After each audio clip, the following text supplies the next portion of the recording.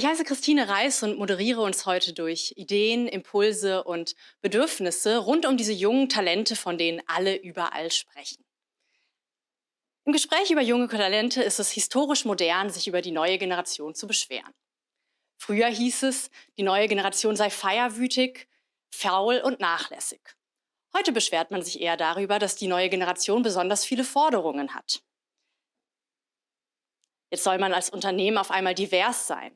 Man soll digital sein, man soll nachhaltig sein, man soll als Marke authentisch sein. Hä? Manche nennen diese Forderungen naiv oder uninformiert. Das heißt dann, an einem Tag, freitags in der Regel, stehen die zu Tausenden auf der Straße, rufen Antikapitalista und wollen den Kapitalismus abschaffen und Klimagerechtigkeit. Und im nächsten Atemzug gehen 23% der Erstwählerinnen ins Wahllokal und geben ihre Stimme der FDP. Da stimmt doch was nicht. Oder das sind einfach nicht die gleichen gewesen, denn die Gruppe der jungen Talente in Deutschland ist eine große Gruppe und eine wahnsinnig heterogene Gruppe. Und das nicht nur in ihren politischen Einstellungen. Die jungen Talente in Deutschland unterscheiden sich in ihren Chancen, in ihren Motiven, Qualifikationen und in ihren Interessen. Für den Arbeitsmarkt ist es also extrem relevant, genau zu definieren, wer denn jetzt gemeint ist, wenn wir von jungen Talenten sprechen. Besonders explizit wird das in Stellenausschreibungen gemacht. Zum Beispiel sind Deutsch und Englisch Grundvoraussetzungen, genauso wie digitale Skills. Nice wären on top of that Grundkenntnisse in Russisch und Chinesisch. Social Media beherrschen bitte auch Absolvierende der Biologie. Ins Marketing kommt man nicht ohne Data Science. Und wer als Juristin mit Promotion versucht, in ein Big Four Unternehmen reinzugehen, darf erstmal so ein paar Matheaufgaben lösen. Im Kopf natürlich. Ist ja klar. Junge Talente sind also eine ganz bestimmte Gruppe von, wenn man jetzt mal ehrlich ist, Überfliegern. Dass jemand mit so einem Bildungsprofil Forderungen an den Arbeitsmarkt stellt, ist eigentlich nicht überraschend. Genauso wenig die Art der Forderungen, die gestellt wird. Denn die jungen Talente haben zwar unterschiedliche Interessensschwerpunkte, wenn es jetzt um Antidiskriminierung, Digitalisierung oder Nachhaltigkeit geht. Manche wollen vielleicht auch einfach nur ins Homeoffice, aber in einer relativ jungen Studie von Deloitte gaben 70% der Befragten, das war eine Gen-Z-Studie, das sind die Jahrgänge 95 bis 2012 an, dass sie eine faire Bezahlung, was immer das heißen mag, einer erfüllenden Tätigkeit vorziehen würden. Bei steigenden Lebenshaltungskosten, besonders jetzt in Metropolen wie hier in Berlin, ist das fast selbstredend. Denn ich würde auch gerne mal eine Statistik darüber sehen, wie viele junge Leute bei Berufseinstieg noch in WGs wohnen und wie viele von uns das tatsächlich aus Überzeugung tun, einfach weil es so wirklich schön ist, Mitbewohner zu haben. Denn wenn ich mir das Stadtbild so anschaue, sehe ich sehr viele potenzielle junge Talente, die Gorillas-Lieferungen durch die Gegend fahren oder gelbe Heftchen im Impfzentrum stempeln, anstatt sich auf die zahllosen ausgeschriebenen qualifizierten Stellen hier in der Hauptstadt zu bewerben. Ich habe mir sogar sagen lassen, dass so eine Sonntagsschicht im Impfzentrum ähnlich schwer zu kriegen ist wie einst Tomorrowland Festival-Tickets. Die Leute, die sich auf diesen Plattformen um solche Arbeiten streiten, sind dann vermutlich diejenigen, die aus Sicht des Arbeitsmarkts einfach nur jung sind, aber nicht talentiert genug. Und das sind gar nicht wenige, die da mit einem oder mehreren Abschlüssen vergleichbaren Tätigkeiten nachgehen, denn die Zahlen der Studierenden und Absolvierenden steigen.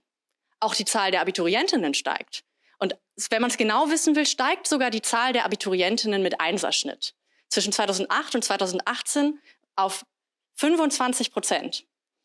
Um vom Arbeitnehmermarkt, wie wir das jetzt trotzdem nennen, als junges Talent anerkannt zu werden, muss man aber trotzdem über den Abschluss hinaus flexibel sein. Man muss interdisziplinär sein, man muss mehrsprachig sein und ironischerweise muss man erfahren sein.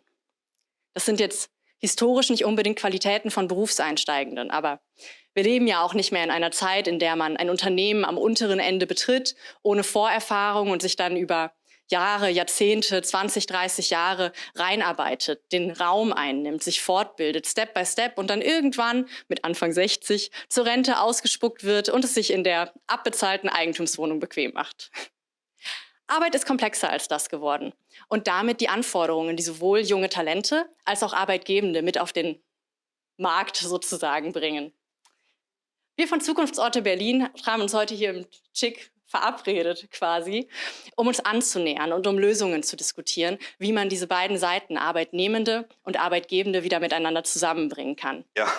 Sehr fair. Ich kann nur von mir sprechen. Also die Pandemie, glaube ich, hat uns alle gezeigt oder hat uns alle gezwungen, daran nachzudenken. Wie arbeiten wir überhaupt? Und das Das finde ich auch ein wichtiges Thema bei Arbeitnehmer-Arbeitgeber-Betrachtungen. Die Selbstevaluation ist erstmal sehr wichtig. Also was braucht der Arbeitgeber? Weiß der Arbeitgeber selber, was er braucht? Und weiß der Talent selber, ob es ein Talent ist oder nicht? Das ist nochmal eine Dimension der Schwierigkeiten auf der Umsetzung.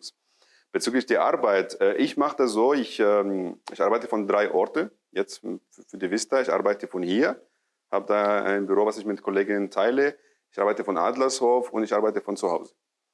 Und ich teile das so auf, je nachdem, was die Aufgabe verlangt. Und ich habe mit mir selbst durch diese Pandemie reflektieren können, wo arbeite ich für welche Aufgabe am besten. Weil diese neue Arbeitswelt, wie ihr angesprochen habt, ist nicht mehr so zeitbezogen. Also ich arbeite jetzt 8 Stunden, schließe meinen Laptop, fertig. Sondern es geht um den Inhalt von der Arbeit. Und da ist nochmal eine andere qualitative Messung, die auch nochmal schwierig wahrzunehmen. Von daher ist es sehr unterschiedlich. Ich arbeite auch sehr gerne von Cafés unterwegs, habe auch jahrelang als Studierend auch unterwegs. Ich war unterwegs, habe auch was Kleines gegründet im Ausland und da war ich ständig unterwegs. Im Flughafen zu arbeiten, finde ich für bestimmte Aufgaben sehr schön. Man hat ja die Zeit, man sitzt da 2 Stunden, man muss was machen, dann erledigt das schnell. Also es hängt wirklich von der Aufgabe her. Und diese Diversität in die Sachen macht es schwierig, jetzt auch aus meiner Sicht in der Vista, ein Format oder eine Regel oder eine allgemeine Aussage zu treffen. Und da ist es sehr interessant an der Individualität der Geschichte, wo ihr zum Beispiel, ihr könnt das machen, kleines Team, ich kann ja 5 Leute fragen, was möchtest du, was brauchst du, wie geht's dir? Was kann ich für dich tun und damit mich anpassen, hervorragend. Und das jetzt zu skalieren auf größere Organisationen oder größere Orte, wenn wir es Adlershof nennen, als Technologiepark, ist eine Herausforderung, ja. Ich finde es insofern total spannend, was du gerade gesagt hast, weil wir haben ja lange in so einer Zeit gelebt, wo es zu so einer Entgrenzung von Arbeit gekommen ist, dass man eigentlich permanent erreichbar ist, dass man eigentlich gar keine Freizeit mehr hat. Ich finde es total super, dass diese jetzige Generation halt das einfordert und sagt, nee, wir haben eine klare Vorstellung davon, wir möchten halt gerne arbeiten, aber wir möchten auch Freizeit haben, Familie haben, ja. Also das finde ich auf jeden Fall einen super guten Schritt nach vorne. Und dahin zu kommen, ist super schwer, weil das eine ist natürlich wieder, sind wir bei den materiellen Ressourcen, sind schlicht Räume. Also die muss man erstmal schaffen. Ich weiß gar nicht, es würde mich bei euch mal interessieren, ob ihr dann in so Coworking Spaces arbeitet, weil das ist ja jetzt so eine neue Idee, wie man ein bisschen Raum einsparen kann, weil wir haben ja nun mal leider in Berlin nicht so viele Möglichkeiten. Wir haben ja gerade die Zukunftsorte oder auch so eine Lokalität wie hier. Das ist ja schon was sehr Besonderes, wo diese Räumlichkeiten gegeben sind. Und die andere Situation ist natürlich zu sagen, okay, wir arbeiten auch viel von zu Hause, aber es bedarf ja dieses gemeinsame Arbeiten, dieses gemeinsame Erfahren, sich auch als Team zu erfahren. Und das würde mich interessieren, wie das so eure Generation sieht. Und zwar hast du jetzt so viel von losgelösten Arbeitsplätzen gesprochen und davon, man kann hier arbeiten, am Flughafen arbeiten, im Adlershof arbeiten. Aber wenn man jetzt als junge Person neu in so einem Unternehmen drin ist, dann hat man seine ganzen Kolleginnen und Kollegen noch nie gesehen und weiß sowieso, es stehen Schlange bei mir Unternehmen, bei denen ich jetzt noch arbeiten kann. Was müsste denn so ein Unternehmen bieten, damit du da bleiben würdest? Das ist ganz schwer zu sagen. Auf der einen Seite muss man mir irgendwo vertrauen können, mir Aufgaben an die Hand geben können, die ich alleine lösen soll. Andererseits muss man da irgendwie ein Zusammenspiel finden, weil natürlich ist so ein Student, das fand ich super bei meinem neuen Arbeitgeber, hauptsächlich da, um zu studieren und zu lernen. Das heißt, es muss immer eine Bezugsperson da sein, die so ein bisschen aufpasst. Und es muss auch die Flexibilität gegeben sein, dass der Student sich rausnimmt in Klausurenphasen oder sonst was und sagt, ich kann jetzt gerade nicht. Das heißt, man kann ihm nicht zu viel Verantwortung geben, eigentlich. Was das perfekte Zwischenbeispiel zu finden, ist sehr, sehr, sehr, sehr schwierig. Und hängt immer davon ab, was der Arbeitgeber genau macht. Auch sehr viel von der Größe. Ich habe vorher in einem kleinen Unternehmen gearbeitet, wo es dann einfach zu viele Aufgaben gab, für zu wenig Schultern. Da konnte man nicht sagen, okay, dann nimm dir jetzt mal frei, Anton, für die nächsten 2 Wochen. Jetzt im neuen Unternehmen ist es ganz anders. Da wird dann gesagt, wir haben dich gar nicht eingeplant, aber Abteilung XY braucht noch wen für Hilfsarbeiten. Dann hilf denen doch mal. Und dann kann man da super von zu Hause arbeiten. Thema Arbeitsplatz. Ja, für mich in meiner Branche ist es oft die Baustelle draußen, dann im Büro, wo wir ein festes Büro haben. Oder halt auch mal zu Hause zwischendurch. Wir haben auch Kollegen, die uns über ganz Deutschland mal helfen. Und Ja, beim Studium habe ich selber für mich gelernt und auch für viele junge andere, mit denen ich studiert habe, dieses Zuhause studieren, ich sitze alleine vorm Laptop, da fühlt man sich als Student, der eigentlich lernen will, super alleine gelassen. Man lernt niemanden, kann sich nicht austauschen.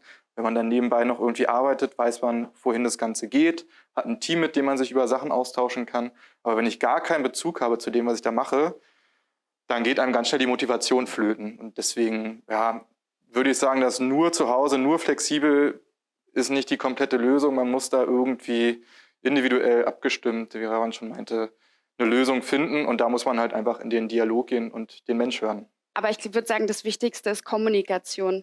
Also ganz klar, wenn unsere Mitarbeitenden im Homeoffice arbeiten, dann muss es andere Formate geben, als wenn sie ins Office kommen würden, dass es trotzdem diese Begegnungsorte gibt, auch im virtuellen Raum, dass sie sich austauschen können, dass gerade kreative Prozesse, die ja sonst in Person viel besser stattfinden, auch im virtuellen Raum stattfinden können. Und ja, also ich würde sagen, einfach in den Austausch gehen mit den Personen und Formate schaffen, wo man sich dann auch im virtuellen Raum trifft. Es ist aber natürlich als junges Startup super schwierig zu sagen, okay, wie viele Arbeitsplätze brauchen wir denn jetzt? Wir wissen, dass unsere Arbeitenden vielleicht 2, 3 Tage die Woche kommen. Da müssen wir natürlich auch planen. Also wir haben jetzt gerade auch in Corona-Zeiten, wo die Arbeitsplätze dann nochmal runtergeschraubt sind, wer überhaupt ins Office kommen darf, muss man auch ganz klar vorausplanen und kommunizieren, okay, nächste Woche haben wir die Arbeitsplätze offen, bitte schreibt euch ein, versucht im Voraus zu planen, sodass wir auch nachvollziehen können, dass wir genügend Arbeitsplätze für alle haben, die reinkommen wollen. Also in der Politik, gerade wenn man jetzt in der Kommunalpolitik unterwegs ist, spielt natürlich Beteiligung eine ganz große Rolle. Junge Menschen finde ich dabei immer wieder spannend zu erleben, weil das auch eine Frage ist von Resilienzbildung.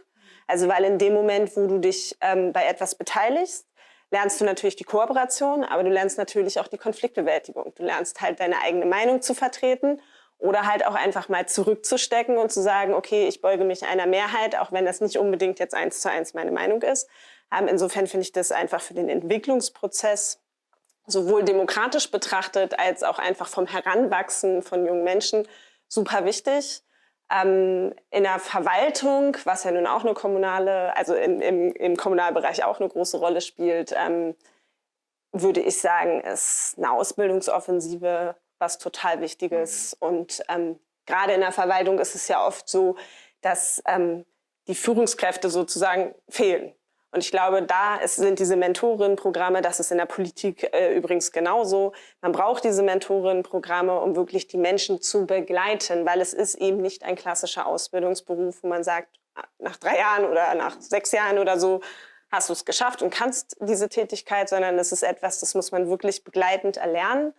Und ich glaube, das ist auch dadurch, dass es eine sehr individuelle Betreuung ist, hast du da auch die größte Chance, diese Skills, von denen du am Anfang gesprochen hast, die wirklich hervorzuheben. So. Durch meine Ausbildung, das war auch der Punkt, also ich stimme allem zu, was hier gesagt wurde, aber ich habe mein Abitur gemacht und mir wurde immer gesagt, du wirst studieren, ihr werdet als Mathe-Physik-Leistungskurs, ihr werdet auf jeden Fall Ingenieure, und für mich war es ein riesengroßer persönlicher Schritt zu sagen, Uni läuft nicht, ich gestehe mir ein, dass ich jetzt abbreche und ich probiere irgendwie mal mich selber zu finden und auch danach was in der Tasche zu haben, womit ich arbeiten kann. Ich mache erstmal zur Orientierung eine Ausbildung, danach habe ich was in der Tasche, finde einen Job, werde schon irgendwie leben können. Und das war am Ende der Schlüssel zum Erfolg, um das so zu sagen bei mir, und finde das halt auch einen total wichtigen Punkt. Es ist super, dass jeder studieren kann, dass das Abi vielen Leuten möglich gemacht wird, der zweite Bildungsweg. Aber uns fehlen ja auch ganz, ganz viele Leute in den Ausbildungsberufen. Und da lernt man am meisten. Und die Unternehmen haben den Vorteil, wenn sie einen Auszubildenden haben, dem können sie direkt die Firmenphilosophie einimpfen. Und den kann man dann auch weiter fördern. Dann kann man sich ganz individuell von Tag 1 mit dem zusammensetzen und sagen, gefällt dir die Ausbildung oder nicht? Du bist jetzt hier 40 Stunden bei uns. Du musst ja so ein bisschen merken, wo geht's hin? Und dann kann ich auch sagen, okay, du bist total der Praktiker, vielleicht mach einen Meister drauf, einen Techniker, oder in anderen Berufen weiß ich nicht, wie das ist. Oder man empfiehlt ihm, mach ein Studium, mach das da, mach das da. Es muss ja nicht jeder sofort studieren. Und man lernt ganz, ganz viel über die Berufswelt kennen, wenn man halt eintaucht. Und wir haben keine Wehrpflicht mehr, kein soziales Jahr mehr. Das kann man freiwillig machen. Ich habe es damals auch gemacht, hat mir wenig gebracht, außer Spaß. Aber immerhin. Genau, auch sehr, sehr wichtig. Ja. Aber ich finde, dass diese Ausbildungsberufe, da haben wir einen riesigen Bedarf, großer Fachkräftemangel. Wenn da ein Abiturient hängen bleibt und sagt, ey, das ist aber voll cool, das möchte ich weitermachen, ist das überhaupt nichts Schlimmes und das ist mega positiv für alle Seiten. Also der Auszubildende merkt, ist diese Branche was für mich oder nicht? Und das Unternehmen merkt, wie arbeitet der, was braucht der, was sind seine Bedürfnisse, was können wir von dem verlangen? Und ja. Wie gehen wir an dieses Skill Gap ran? Für uns ist es unglaublich wichtig, dass wir Talente finden, die mit dem richtigen Mindset rangehen. Also wir sagen immer, das Mindset ist wichtiger als die Skills, die man auf dem Papier mitbringt. Also wenn wir Leute rekrutieren, wenn wir uns mit Leuten unterhalten, die potenziell bei uns arbeiten wollen, schauen wir immer, um herauszufinden, wie geht diese Person an Probleme heran? Hat die das richtige Mindset, um nicht nur die Probleme, sondern auch die Lösungsansätze zu sehen? Und da versuchen wir anzusetzen, dass wir nicht nur stur auf dem Papier bestimmte Haken setzen und das Studium wurde erreicht und diese Kompetenzen sind vorhanden, die kann man alle immer im Nachhinein noch beibringen, sondern das Mindset ist für uns das Wichtigste. Wir beschäftigen uns auch letztens sehr intensiv mit dem Thema Raum. Auf zwei Perspektiven. Erstmal Raum, wirklich Wände, wie sie gestaltet sind und wie wir die machen. Aber auch Raum als ein Möglichkeitsraum sozusagen. Und ich finde beide gleich so wichtig und sehr schwierig. Wer was macht, ich finde, dass wir und sie und wir und ihr bringt wenig hier die Teilhaberin an diesem Ökosystem, sagen wir das ganz allgemein, Politik, Bildungssystem, hast du es auch erwähnt, der soziale Aspekt, was wir sagen, sind die Studierenden oder die Talente an sich und die Wirtschaft als Unternehmen. Jede von diesen Gruppen kann auf jeden Fall was machen und solche Aktionen, einfach mal im kleinen Rahmen, nicht sehr übergeordnet unbedingt denken, helfen sehr. Überlegen. Nein, wir haben jetzt sehr viel darüber geredet, was wir alles machen können für junge Talente. Ich glaube, ganz wichtig ist es halt, diesen sogenannten Raum zu schaffen. Und der erfordert halt vor allem, ohne das funktioniert es gar nicht, dann können wir so viel reden, wie wir wollen, Eigeninitiative von den jungen Talenten, die wir ansprechen wollen. Also natürlich will ein Unternehmen, eine Firma, auch eine Partei, die Politik, sich junge Leute heranziehen. Den Terminus hat ja jeder sehr geschickt umgangen. Aber wie ziehe ich denn Leute ran? Ich muss sie ja irgendwie für was begeistern. Und wie wecke ich diese Begeisterung, wenn man als derjenige, der begeistert werden soll, als die jungen Talente da draußen sagt, okay, ich setze mich jetzt damit ernsthaft auseinander und höre mir nicht nur einen Frontalvortrag an oder laufe das hier mit, weil die Schule das sagt, sondern ich überlege mal wirklich, gefällt mir das oder nicht? Und dann bei solchen Veranstaltungen sich auch mal ehrlich zu sagen, nein oder ja und dann nicht zu sagen, okay, meine Freunde finden das alles uncool, dann darf ich das auch nicht cool finden. Da muss man auf sich selber hören, muss da auch irgendwie aus den jungen Leuten rauskitzeln, dass sie sich so wohlfühlen, dass sie sagen, hey, das ist das, was ich machen möchte. Da möchte ich mal ein bisschen genauer reingucken und von denen möchte ich mich auch an die Hand nehmen lassen.